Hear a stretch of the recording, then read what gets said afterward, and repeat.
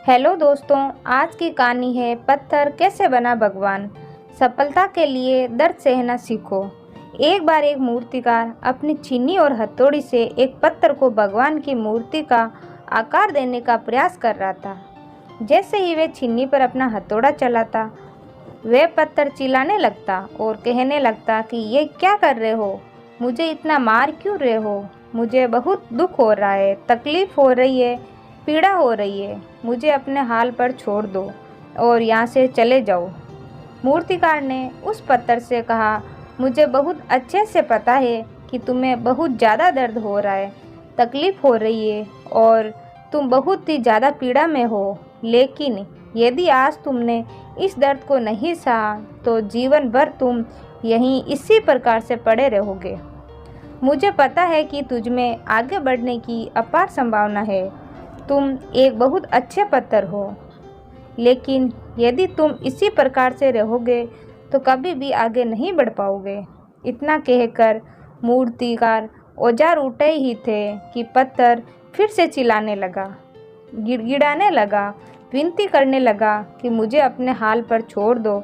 मुझे पता है कि जीवन के लिए कौन सी चीज़ सही है और कौन सी चीज़ गलत है। मुझे बहुत ज़्यादा दर्द हो रहा है, अब मैं इस तकलीफ़ को बहुत ज़्यादा नहीं सह सकता। मैं जिस हाल में हूँ उस हाल में छोड़कर तुम यहाँ से चले जाओ। उस मूर्तिकार ने फिर से उस पत्थर को समझाने की कोशिश की। ज़्यादा अधीर मत बनो और अपने सब्र को बनाए रखो। थोड़ी देर और इस दर्द को सहो। यदि इस दर्द को सह लिया तो मैं भगवान की मूर्ति के रूप में तुम्हारी स्थापना करवाऊंगा और फिर दूर दूर के से लोग तुम्हारी पूजा करने आएंगे और पंडित तुम्हारी सेवा करेंगे।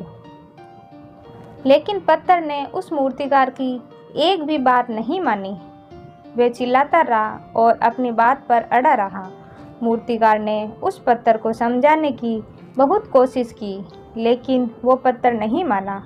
अब मूर्तिकार भी थक चुका था और वह उस पत्थर को छोड़कर आगे बढ़ गया और थोड़ी ही दूर जाकर देखा कि एक और बहुत ही अच्छा पत्थर पड़ा हुआ है। उसने छीनी और हथौड़ी उठाई और उस पत्थर को मूर्ति बनाने के लिए वो तैयार हो गया। मूर्तिकार ने छीनी और हथौड़ी का वार दूसरे पत्थर पर जारी रखा।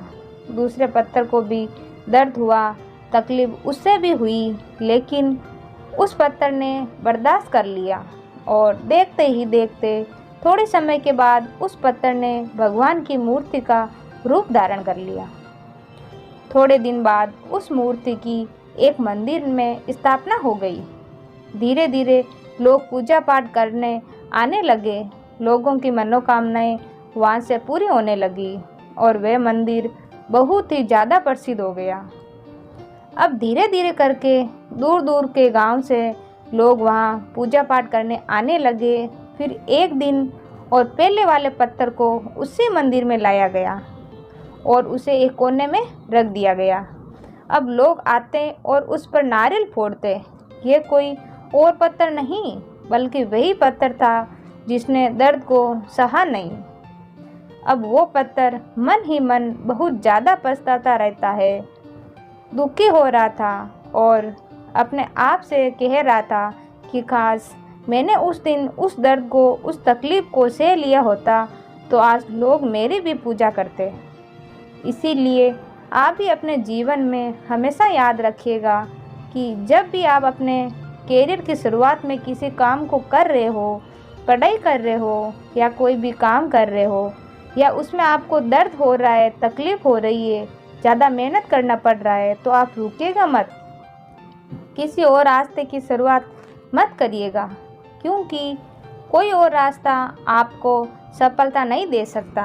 आपको उस दर्द को, उस तकलीफ़ को सहना ही होगा और आप ज़्यादा मजबूत बनेंगे, तभी आप अपने जीवन में आगे बढ़ पाएंगे। और जीवन में हमेशा याद रखिएगा कि आपको पहले पत्थर की तरह नहीं, बल्कि दूसरे पत्थर की तरह बनना है। दोस्तों, ये छोटी सी कहानी आपको कैसी लगी कमेंट बॉक्स में लिखकर ज़रूर बताएगा। और इस चैनल को अभी तक लाइक और सब्सक्राइब नहीं किया तो एक बार ज़रूर करें।